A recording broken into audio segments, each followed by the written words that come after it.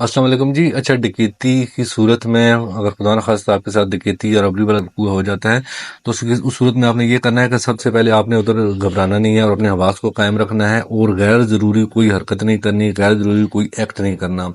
دوسرا یہ ہے کہ جو وہ اس وقت کی نزاکت سے آپ کی سب سے جو قیمتی ہوتی ہے وہ آپ کی جان ہے. اس وقت جو وہ چیزیں آپ کی نکالتے ہیں یا لیتے ہیں ان کو لینے دیں، آپ پرسکون رہیں. آپ نے کیا کرنا ہے، جو آپ کے کرنے والے کام ہیں، آپ نے ان کے چہروں کو ذہن نشین کرنا ہے، ان کے لہجے کو ذہن نشین کرنا ہے اور یہ نوٹس کرنا ہے کہ وہ کون سے لہجے میں بات کر رہے تھے، پنجابی تھے، پختون تھے یا سندھی تھے یا کون سے سرائکی تھے، کون سے لہجے میں وہ بات کر رہے تھے. دوسرا ایک کام یہ آپ نے کرنا ہے کہ ان کی ہائٹ آپ نے نوٹ کرنی ہے کہ وہ کتنے قد کے ہوں گے.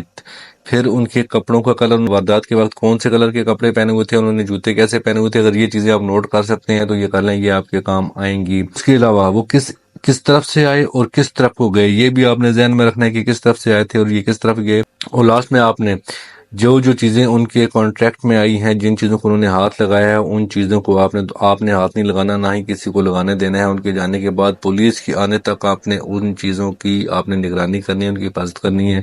ہو سکتا ہے کہ ان کے فنگر پرنٹس کسی ایسی چیز پر رہ گئے ہوں جس سے پولیس کو ان کو ٹریس کرنے میں مدد مل سکتی ہے. اپنا بہت خیال رکھیے گا. Stay safe, stay blessed. اللہ حافظ.